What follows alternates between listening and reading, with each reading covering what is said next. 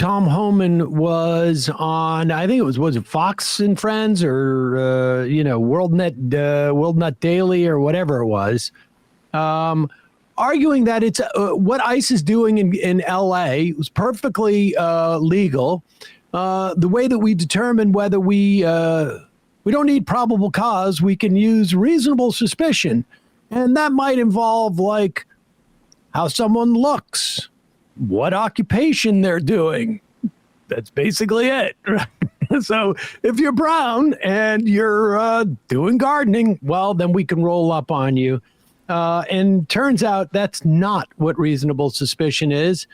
We mentioned earlier that a federal judge essentially enjoined ICE from that type of almost stop and frisk type of policing. And here is Tom Homan on a little bit of an apology tour with Dana Bash, garbling his way through a new definition of reasonable suspicion.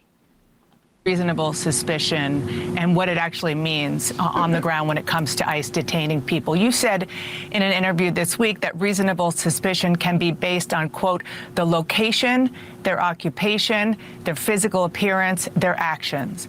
What about an individual's physical appearance would give immigration agents, quote, reasonable suspicion that they might be in the U.S. illegally?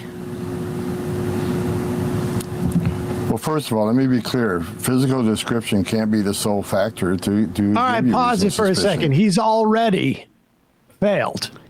Yeah. When he said, let me be clear. So quoting his first boss that put him in Obama, hired him. Let me slur my way through this interview, but go ahead. Start from the beginning. Let me finish this sandwich first. Immigration agents. Sorry to come on eating again. Reasonable Go ahead. suspicion that they might be in the U.S. illegally. Well, first of all, let me be clear. Physical description can't be the sole factor to give you reasonable suspicion. As I said in an interview, it's articulable facts with an S. So appearance can be just one. For instance, if someone has an MS-13 tattoo on their face, that may be one factor to add to other factors to raise reasonable suspicion. I want to be clear about that again because my work's taken out of context. Well, I want to also say it's not just I would say the number of MS-13 tattooed faces that they have arrested is probably not even like a measurable fraction of the number of people they have detained or deported. I mean, I guess theoretically, if you also have a tattoo that says I'm undocumented across your forehead, that would count. But they're making up these cases of like, this is the first time I've even heard the words MS-13 almost since the election. I know they've been on the Tren de Aragua thing, and now we're going we haven't heard throwback. them mention Tren de Aragua since they attempted to sort of send all those people down to CCOT because they know none of these people are. But go ahead.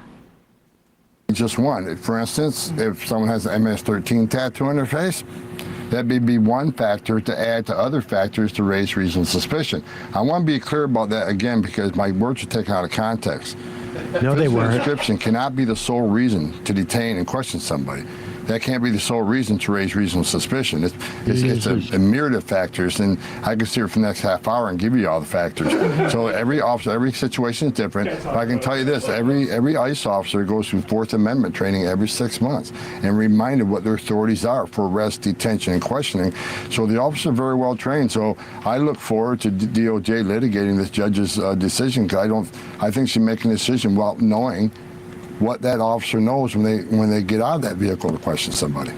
So what that judge, same judge in the case said is that an individual's race or ethnicity, the language they speak or their accent, their presence at a particular location like a bus stop or a work site or the type of work they do does not qualify as reasonable suspicions. Well, like I said, these are factors that lead to reasonable suspicion. There's a myriad of factors. Every case is different. I'm not going to disagree with everything the judge has said because, a location alone shouldn't have reasonable suspicion. It's a combination of articulable facts that an officer determines before he detains somebody for a short period of time and questions them. So, Wow. I personally give the training on the First Amendment. So, To articulate facts. One fact, brown guy. 2 fact, working on a farm. There are 2 articulable facts. I was the one giving them the training on the Fourth Amendment. So I would make sure they sit there for 45 minutes. This is what we're saying. It's absolutely completely drained properly on it. And that's for sure. If I remember first, so I look forward to the outside. Like a bulldog that's been walking in 95-degree weather for half hour without water. I was gonna go with Stitch from Lilo and Stitch, but it's a combo. It's like Droopy Dog got a root canal. Completely articulable. It's articulable. It's not fair to make that guy say the word articulable. Yeah. All right. Baby steps. Baby steps. I mean, I guess we'll see if it in any way inhibits what ICE is doing in LA. My guess is no. And it's just a matter of time before we start to see this in, I mean, we already have. There's been an uptick in New York City immigration arrests. There's been a lot of footage coming out of Massachusetts. They're in a couple of states around the country. So obviously, we'll have more on that and more on what you can do to help thwart ICE. Hey, folks, don't forget to hit the subscribe button and check out our daily show. We do it every day at 12 p.m. Eastern for about 2.5 hours. We even take phone calls. You should check that out.